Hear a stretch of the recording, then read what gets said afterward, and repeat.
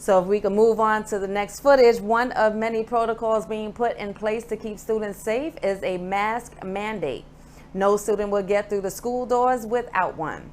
Staff wants to install a sense of normalcy in the classrooms, even though this is yet another unusual year for children heading back to school. Officials are encouraging vaccinations, unfortunately, social distancing, and hand washing. On top of that, they will have rigorous cleaning and sanitizing of the facilities, including using air filtration systems. If a child is sick, parents are encouraged to keep them home until a doctor has cleared them to return to school. Catholic academies and parishes also plan to follow all rules when it comes to contact tracing. Families of the Catholic schools of New York received an email with a full opening plan.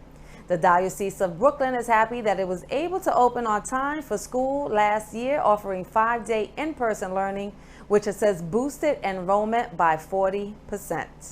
And the Brooklyn Diocese says St. Thomas Aquinas is designated as a remote school, so any parent choosing to stay remote can actually go there. And next, we're going to move on. This is, you know what I love to talk about, good food, and especially in our environment. New York City moves to fix the supermarkets program fundamental flaw.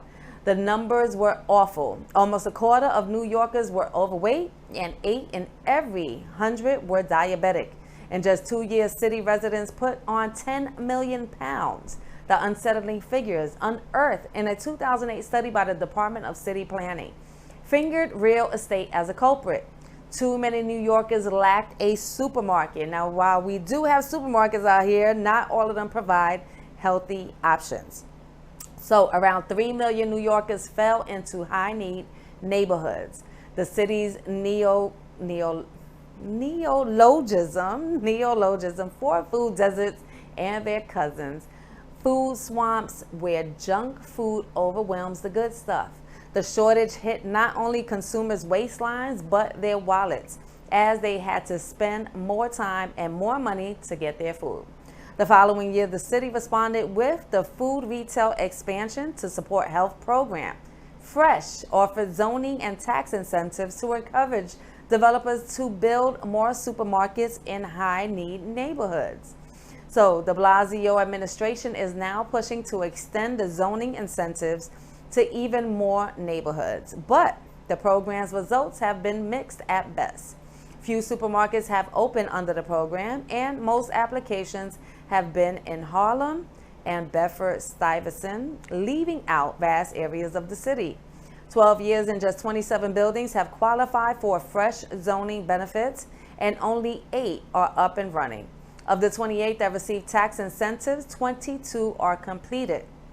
And in the city, with 8.8 million stomachs, even supporters of the program believe it could be more doing.